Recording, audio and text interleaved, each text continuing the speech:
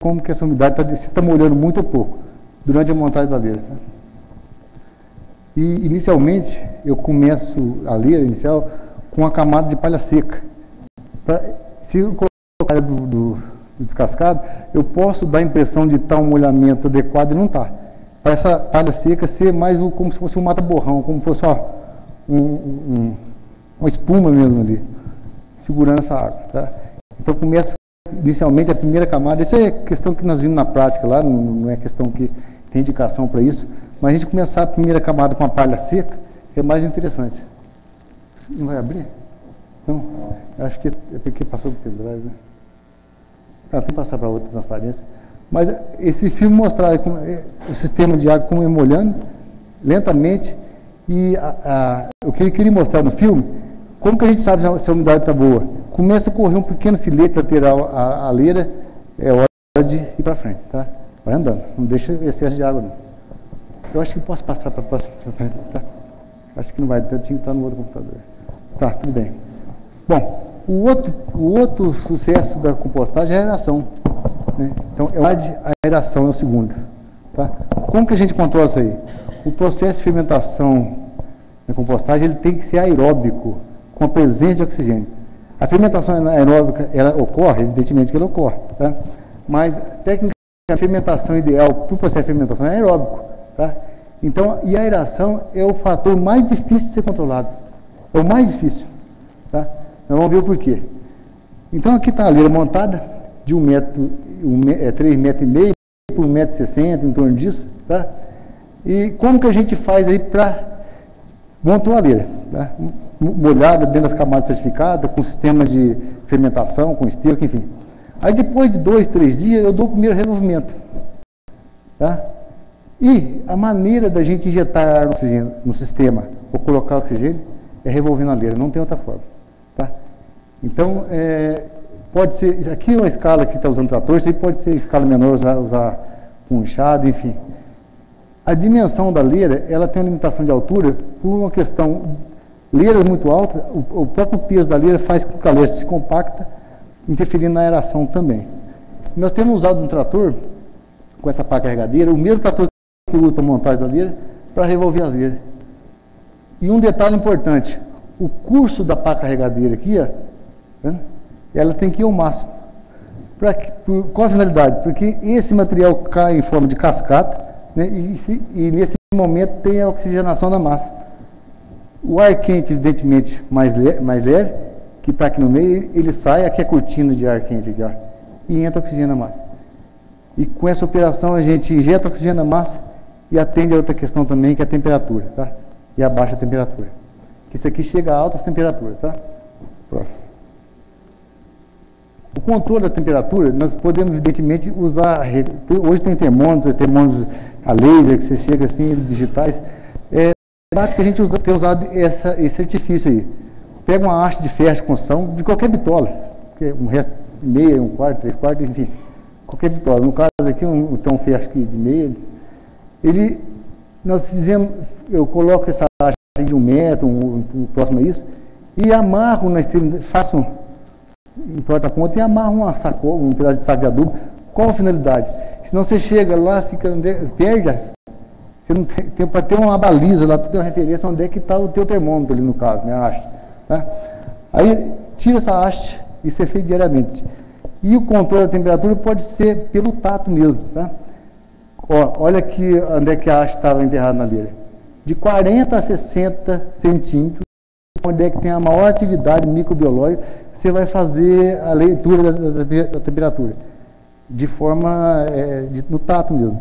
Você pegou nessa haste, constou 1, 2, não chegou nos 3 segundos, opa, está na hora de revolver. É um método prático. Mais tecnicamente dizendo, a temperatura deve ficar em torno de 60. 70 graus, 75 limite, tem que revolver. Tá?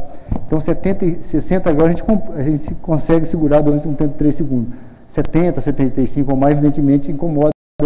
Então, é uma maneira prática de ver como está o ponto do revolvimento, através dessa haste aqui. E a leitura se faz aqui, ó, mais ou menos de 40 a 60 centímetros dentro da leira. Tá? Chegou na temperatura, a gente tem que revolver. Tá? Outro ponto... Próximo. Enche a tela, passa para a próxima. Eu fui, não, é porque limitação de tempo. Qual que é a finalidade do revolvimento da leira? Eu vou falar em cima da transparência, que eu acho que não fica tão questão de... Tá, pode encher toda a tela. A leira está montada aqui, evidentemente. Aqui eu fiz um corte, bati uma foto. Olha como que fica estratificado as camadas. Palha do processo final, aqui palha de café descascado, bagacinho de cana, palha. Poderia ter qualquer outro tipo de resíduo aí que o produtor, evidentemente, disponibilizasse na propriedade, tá? Foi molhada e camada por camada. Depois, esse revolvimento, que eu queria frisar bastante, que é muito importante. Fez a leitura no termômetro lá na haste. Está com temperatura alta, tem que entrar revolvendo. Essa foto aqui eu acho que ilustra mais. Olha a cortina de ar. Aqui, essa fumaça aqui que está quente, está pegando, é vapor d'água, evidentemente. E aqui, além do vapor d'água, está saturado do quê? De CO2. Que o processo de fermentação é aeróbico. Evidentemente, esses micro-organismos vão consumir esse oxigênio livre que está ali no espaço vazio. Está carregado de CO2. Quando a gente cai em cascata assim, dessa forma, frisando mais uma vez, injetamos oxigênio e abaixamos a temperatura. Né? Aí você me fala assim, então revolveu que você põe a mão, está frio. Não está, está quente quase da mesma forma. É impressionante. Assim. Então,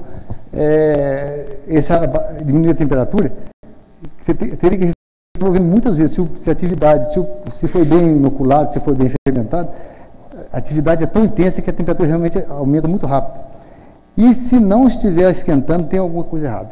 Tem que esquentar. O processo de fermentação das bactérias aeróbicas é exotérmico, libera a temperatura. Se não estiver esquentando, ou tem 3 pontos que pode vir de regra que são errados, estão faltando. Ou está muito molhado, muito úmido, ou está muito seco, ou está faltando inoculante.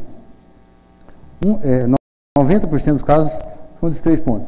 Se está muito seco, evidentemente tem que abrir e molhar. Se está muito úmido, abra a leira num dia como esse, então ela enxuga rapidamente. Tá? Tem que regar da forma que regou inicialmente. Tá? Então, o indício da temperatura, se está esquentando, é porque o processo está caminhando bem. Beleza. Se não está esquentando, não tem algum problema. E outra característica também, quando falta umidade, você corta a leira assim, eu acho que muitos já devem ter presenciado, quando você faz aquelas esterqueiras, vai sobrepondo aquele material o resto de todo dia de limpeza de estábulo, quando você corta assim, fica branco, não fica? Aquele branco é micélio de fungo, porque a umidade está baixa. Aí você começa a ver alguma risca de giz, alguma raiz, está faltando umidade, é ação mais de fungo, não de bactéria. Tá?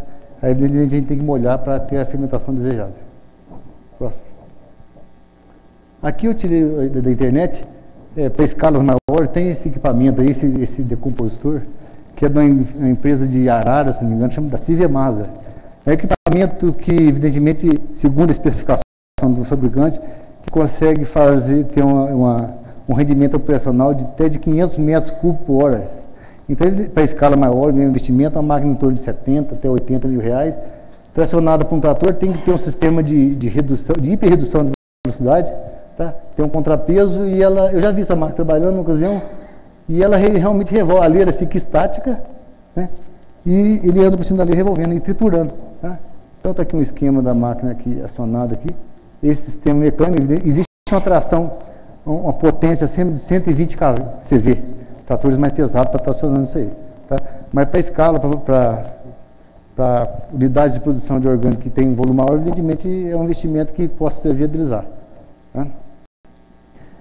Próximo. Isso aí pode passar, eu não vou... pode encher a tela, por favor. Volta. O micro-organismo... Volta, por favor, o anterior. É outro ponto importante também, evidentemente. Volta o anterior. O sucesso da fermentação é o tripé: umidade, temperatura e aeração, ou oxigenação. Tá? Esse é o sucesso. Evidentemente, existem outros pontos a serem abordados que também são importantes, que seriam os o inoculante que você põe lá, os micro-organismos. Tá? A gente tem a noção, sabe, como que esses bichos, né, esse pessoal trabalham lá.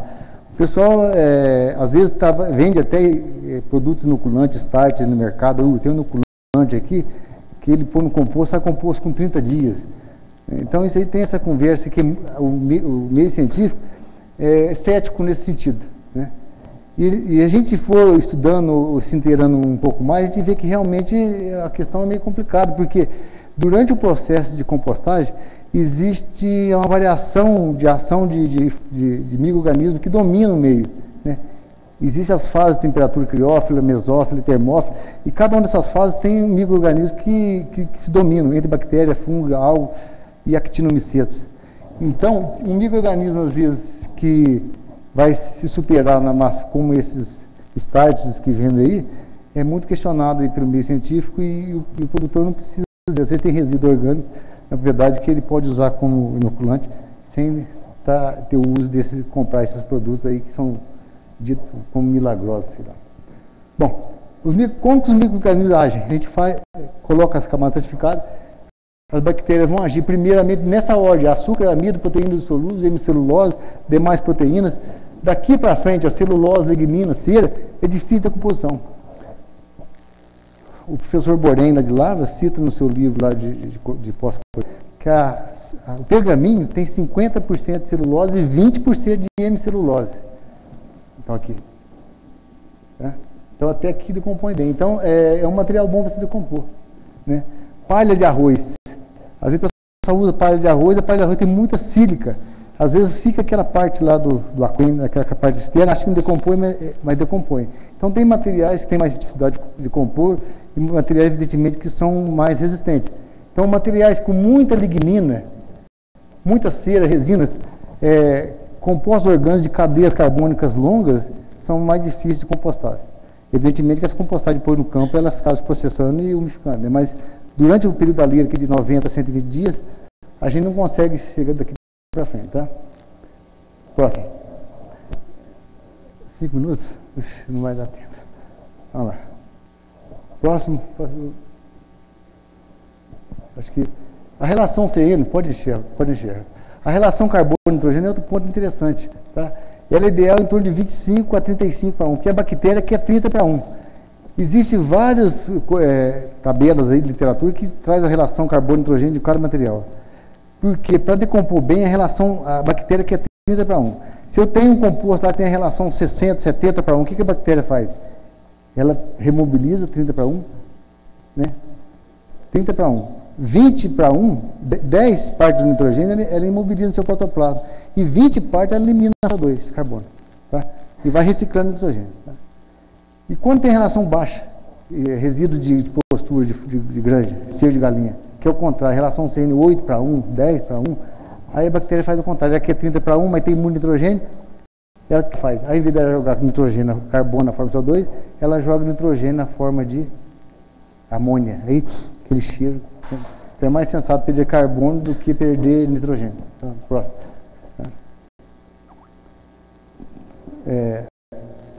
Granometria é outro ponto importante que pode encher a tela. Aqui tem uma foto em detalhe aqui da palha do processo final. Nós vamos ver que a granometria do material é outro ponto importante também, que interfere na aeração e na umidade. Né? Se a gente tiver um material muito poroso, muito macroporo, nós temos muita retenção de ar. Se tiver um material muito fragmentado, microporo, tem mais retenção de encharca mais rápido. Então, esse é um ponto interessante, que o teor de espaço vazio tem em torno de 50%. E esse 50% de espaço vazio, né, deve ser 50% ocupado com água e 50% da metade desse espaço com água. Tá? Próximo. Esse eu não vou entrar em detalhes, nós já falamos, pode passar para o próximo. Aqui tem pode ser o próximo. Aí depois de tudo feito, a gente